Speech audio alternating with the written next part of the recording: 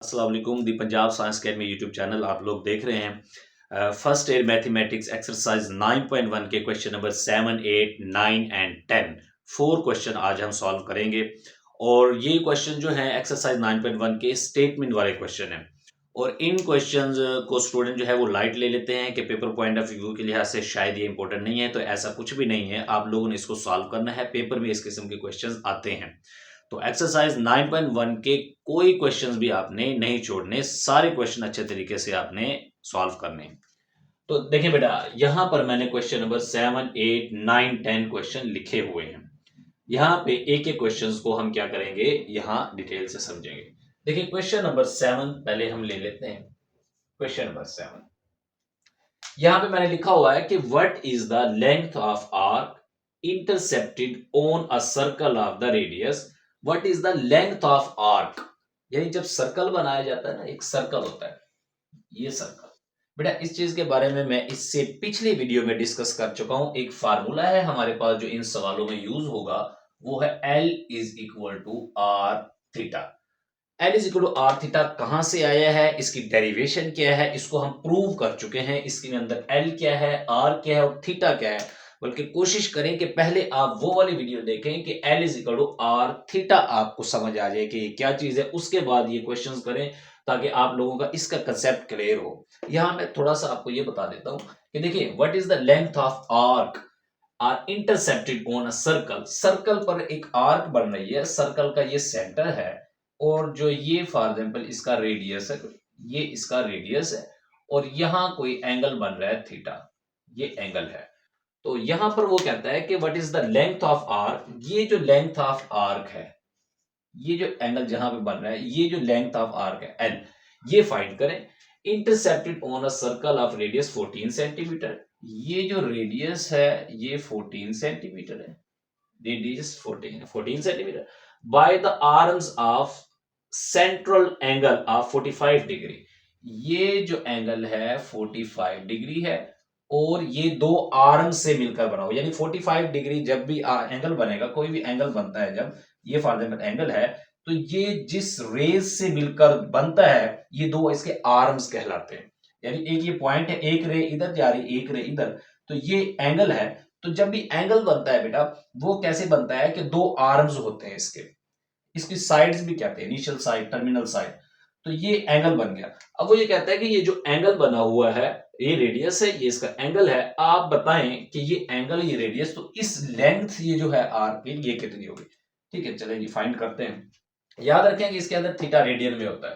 तो आप सोल्यूशन करें, SOL सोल्यूशन लिखे। तो यहां पे देखें theta is equal to 45 degree.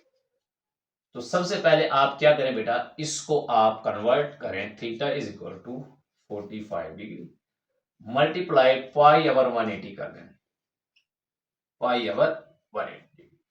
तो आप इसको कैसे सॉल्व करेंगे, 45 डिग्री मल्टीप्लाई पाई ओवर 180 करेंगे तो 0.01745 आ जाएगा आपके पास। तो आपके पास ये आ गया, इसको जरा आप मल्टीप्लाई करें 45 को। पाई की वैल्यू होती है बेटा 3.1416, इसको 180 से मल्टीप्लाई करेंगे, डिवाइड करेंगे तो आपके पास ये आ जाएगा। और 0.01745 को जब आप मल्टीप्लाई कर देंगे 45 के साथ, तो ये आपके पास 0.785, 0.785, 0.78525 समथिंग। तो आप इसको यही लिख सकते हैं, 0.785 है या 6 भी लिख सकते हैं। आपके पास ये आ चुका है रेडियन के अंदर। ये बेटा एंगल आपके पास आ गया, एंगल। अब रेडियस उन्होंने हमें दिया हुआ है, रेडियस हमारे पास है 14 सेंटीमीटर। हमने फाइंड क्या करना है, हमने फाइंड करना है एल, यानी लेंथ ऑफ आर। तो एज वी नो, या बाय यूजिंग फार्मूला आप लिख सकते हैं, L is equal to R theta. L is equal to R की वैल्यू बेटा 14 है, यूनिट आपने यहां नहीं लिखने, थीटा हमारे पास 0.786 है। तो एल इज इक्वल टू, यहां आप मल्टीप्लाई कर दें इसको 14 के साथ, तो ये आपके पास 10.99 सेंटीमीटर में रेडियस है, तो लेंथ भी सेंटीमीटर में ही आएगी। तो L is equal to approximately is equal to 10.99 है, तो इसको हम 11 सेंटीमीटर भी लिख सकते हैं। तो ये हमारे पास तकरीबन इतने पर। तो ये था हमारे पास क्वेश्चन नंबर 7। अब जरा हम चलते हैं क्वेश्चन नंबर 8 पर।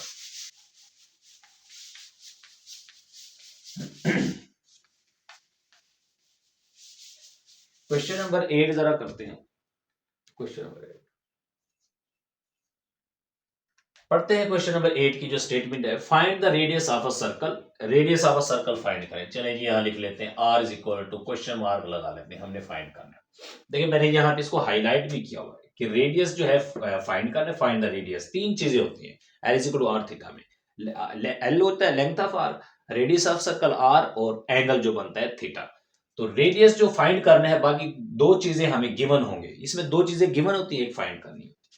इन which the arms of central angles measures 1 radian. जो सेंट्रल एंगल के जो वो आर्म्स है ना, वो कितना एंगल बनाते हैं, 1 रेडियन। तो थीटा हमारे पास कितना हो गया बेटा, थीटा हमारे पास 1 रेडियन। चलिए जी हमारे पास ये रेडियन में ही गिवन है, हमें ये इसको रेडियन करना नहीं पड़ेगा। अगर डिग्री में होता तो रेडियन करना पड़ता। Cut off an arc of length 35 centimetre. तो यहां पर लेंथ हमारे पास कितनी आ गई है, 35 सेंटीमीटर। ठीक है, तो यानी आप रेडियस फाइंड करें, लेंथ इसकी 35 सेंटीमीटर है, और सॉरी रेडियस हाँ जी फाइंड करना है, लेंथ इसकी 35 सेंटीमीटर और एंगल जो है वो 1 रेडियन है। तीनों चीजें आपके पास यहां से आ गई।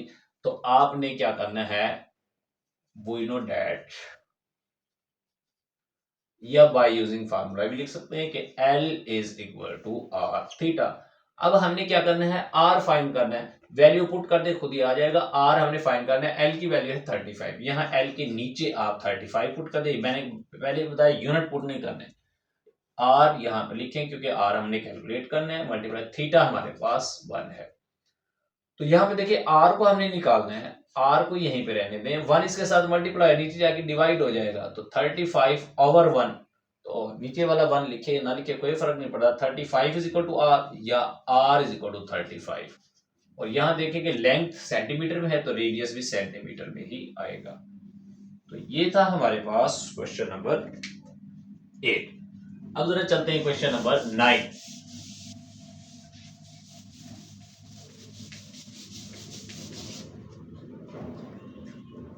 क्वेश्चन नंबर 9 करते हैं।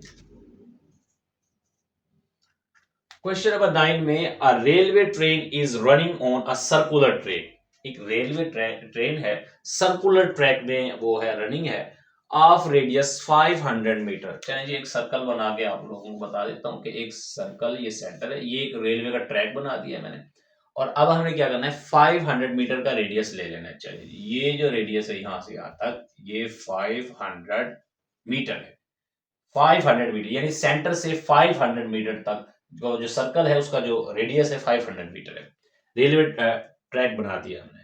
एट द रेट ऑफ, अब जो उसके ऊपर ट्रेन जो चल रही है ना, वो किस स्पीड से जाएगी, at the rate of 30 kilometre पर हॉर। चलें जी यहां जरा लिखते हैं कि रेडियस तो हमारे पास 500 मीटर आ गया है। अब उसने ट्रेन की स्पीड दे दी है, स्पीड। तो स्पीड क्या होती है, v से शो करते हैं बेटा। और 30 किलोमीटर पर हॉर, ये हमारे पास स्पीड आ गई है उसकी। Through what angle will it turn in 10 second. 10 seconds में कितना एंगल बनाएगी। तो टाइम हमारे पास गिवन है 10 सेकेंड। 10 सेकेंड में कितना एंगल बनाएगी, हमने क्या फाइंड करना है, ये वाला एंगल। वो कहता है कि ट्रेन एक रेलवे ट्रैक पर ऐसे रनिंग है, तो आपने क्या करना है कि जब वो यहां से 10 सेकंड उसने टाइम कवर किया, 10 सेकंड में कितना एंगल बन जाएगा। देखिए जितना टाइम गुजरता जाएगा उसकी स्पीड, जैसे उसकी स्पीड है 30 किलोमीटर पर आवर, यानी 1 घंटे में उसने 30 किलोमीटर डिस्टेंस कवर करना है सर्कल में। 30 किलोमीटर 1 घंटे में, वो कहते हैं 10 सेकंड में जो उसने डिस्टेंस कवर किया उसका जो एंगल बनेगा वो बताएं कितना है। ये वाला एंगल है, क्योंकि जैसे सर्कल के सर्कमफेरेंस पर कोई भी पॉइंट, पार्टिकल, कोई भी बॉडी ऐसे मूव करती जाती है तो एंगल भी बढ़ता जाता है टाइम के साथ साथ। अब जब वो 10 सेकंड में था उसका टाइम फाइंड करना है। चलिए जी अब हमारे पास L is equal to R theta में R तो है, थीटा हमने थीटा फाइंड करना है। अब हमारे पास क्या नहीं है बेटा, हमारे पास एल नहीं है। चलिए जी, हम एक फार्मूला देखते हैं, S is equal to V T वाला, S is equal to V multiply by T. आप लोगों ने एक फार्मूला पढ़ा होगा डिस्टेंस का, S इज इक्वल टू, अब हम डिस्टेंस फाइंड कर रहे हैं, S is equal to V T. V हमारे पास है, T भी है, दोनों को पुट करेंगे, मगर इससे पहले आप क्या करें कि इसको इक्वेशन 1 का नाम देकर आप इसको आप पहले के में मीटर पर सेकंड में करें, क्योंकि देखिए ये मीटर में है रेडियस, ये किलोमीटर में है। 30 kilometre per hour, V is equal to 30 multiply by 1000 metre. एक घंटे में 60 मल्टीप्लाई बाय 60 कर देते हैं, 60 3600 सेकंड होते हैं, 60 मल्टीप्लाई बाय 60 सेकंड, क्योंकि एक घंटे में 60 मिनट और एक मिनट में 60 सेकंड, 60 मल्टीप्लाई बाय 60। चलिए अब इसको कट करते हैं बेटा, एक जीरो ये कैंसिल, इस जीरो से इसकी एक और जीरो कैंसिल कर दें।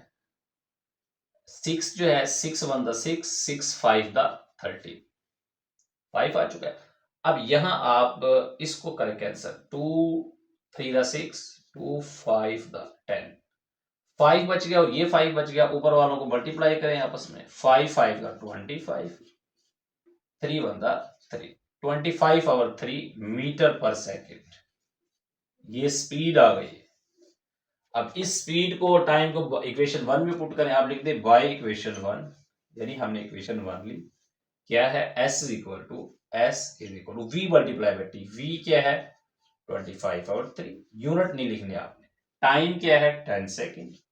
तो S is equal to, S को हम ये S डिस्टेंस है, so L भी लिख सकते हैं, L इज इक्वल टू 25 और 3, तो आपके पास आ जाएगा 10 को जब मल्टीप्लाई करेंगे 250 और 3 मीटर में आ गए, सॉरी जी मीटर में आ गए, लेंथ जो है वो मीटर में होती है, ठीक है। अब ये हमारे पास आ गया है मीटर के अंदर, लेंथ भी हमारे पास आ गई है, हमारे पास अब क्या है R भी आ गया है, हमने L को कैलकुलेट करना है। ये वाला क्वेश्चन नंबर 9 के अंदर देखें, related what will be the what angle, sorry हमने थीटा को कैलकुलेट करना है, लेंथ भी आ गई है, R भी आ गया, थीटा को हमने कैलकुलेट करना है। तो L is equal to R theta, length हमारे पास क्या निकली है 25, और चलें आप इसको पहले फार्मूला बना ले तो वो भी ठीक है। L is equal to R theta है, थीटा इज इक्वल टू क्या होगा, theta is equal to R, नीचे चला जाएगा L ओवर R, ऐसे होगा।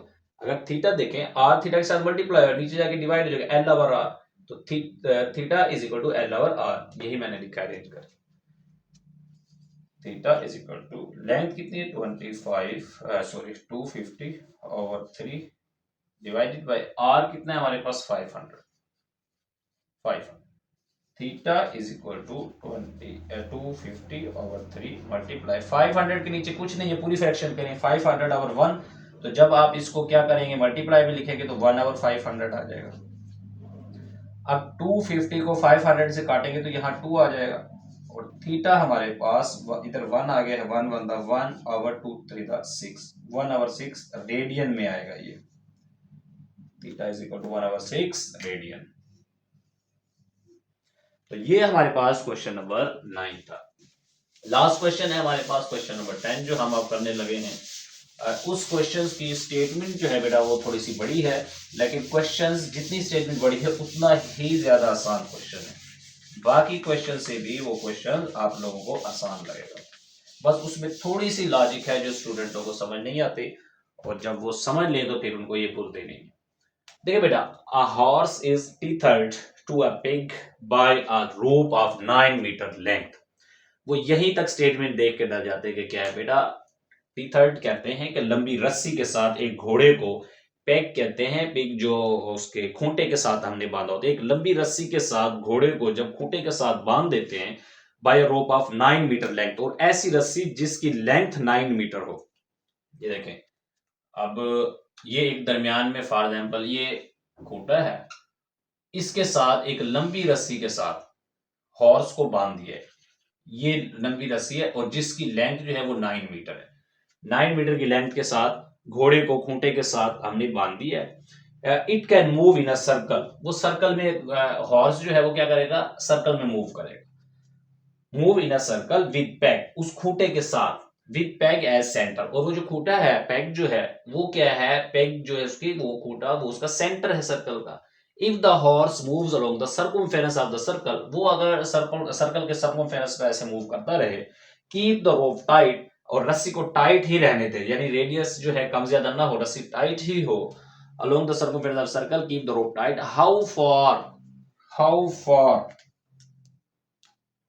How far will it have gone, वो जो हॉर्स है वो कितनी दूर जा पाएगा, कितना डिस्टेंस उसने, कितनी लेंथ कवर की होगी, when the rope has turn through an angle of 70 degree, जब वो एंगल जो है 70 डिग्री बनाए, यहां कर लेते 70 डिग्री एंगल, यानी देखें घोड़ा जो है वो यहां से लेके यहां तक चला है, तो आप बताएं, और एंगल 70 डिग्री है, उन्होंने ये लेंथ नहीं बताई, ये लेंथ पूछ ली है, और आपको कहा है कि आप ये बताएं कि ये 70 डिग्री जब एंगल बनाया तो घोड़ा कितना चला होगा, यहाँ कितना डिस्टेंस आर्क में उसने कवर किया होगा, लेंथ ऑफ आर्क फाइंड करनी, और ये जो है ये रेडियस है हमारे पास, बस यही चीज है।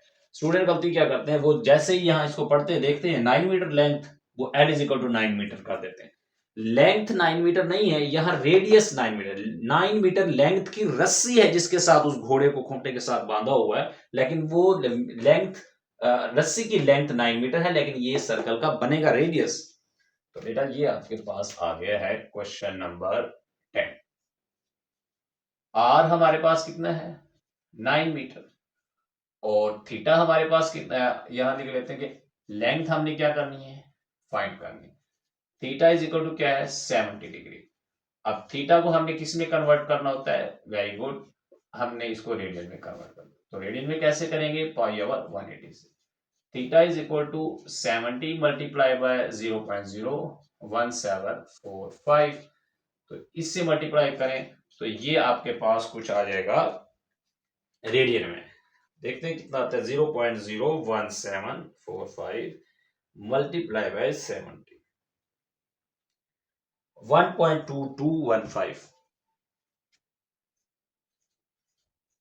1.2215, ये हमारे पास आगे है एंगल रेडियन के अंदर, रेडियन में कन्वर्ट किया, डिग्री में था।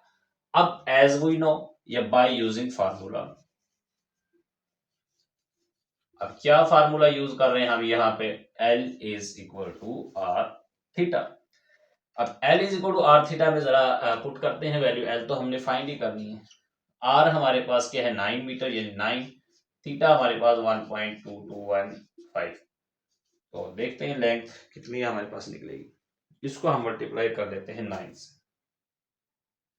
10.99, तो ये हमारे पास 10.99, रेडियस देखिए मीटर में है तो लेंथ भी मीटर में ही होगी, अप्रोक्सीमेटली 11 भी लिख सकते हैं, और ये 10.99 भी लिख सकते हैं। तो ये क्वेश्चन नंबर 10 था, होप्स हो कि आप लोगों को समझ आ गई होगी।